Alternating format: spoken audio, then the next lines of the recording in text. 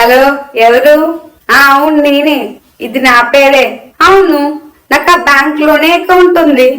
అరే, అడ్రస్ కూడా కరెక్ట్ గా చెప్పావే. ఏంటి, నీకు నా అకౌంట్ పిన్స్ అండ్ ఓటీపీ కావాలా? ఎవరు వచ్చినట్టున్నారే. నువ్వు కూడా ఆ బ్యాంక్ వాడివేనా?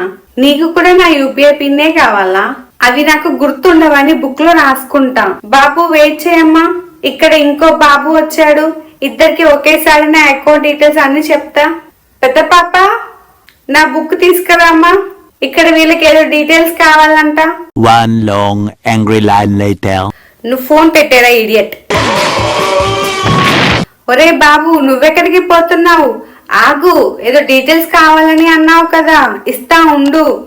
వాని ఫోన్ పెట్టేయంటే ముందు వీడెందుకు పరిగెత్తున్నాడే? ఆయన ఫోన్ లో అలా మాట్లాడావేంటి? ఎందుకంటే వాళ్ళు నిన్ను మోసం చేద్దాం అనుకున్నారు నానమ్మ.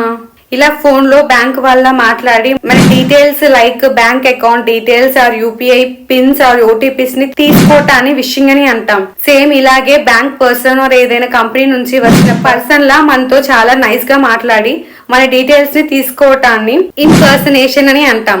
ఇలా మన డీటెయిల్స్ తీసుకొని మన అకౌంట్ లో ఉన్న డబ్బులని మాయం చేస్తారు. సో ఇది గుర్తు పెట్టుకో. ఏ బ్యాంకు వాళ్ళైనా ఆర్ ఏ కంపెనీ వాళ్ళైనా మన యూపీఐ పిన్స్ ఆర్ ఓటీపీస్ ఎప్పుడు అడగరు. మనం కూడా ఎవరికి షేర్ చేయవద్దు. ఇలా నీలా ఇంకా ఎవరు మోసపోకుండా ఉండటానికి ఈ ఇన్ఫర్మేషన్ ని అందరికి షేర్ చేయి.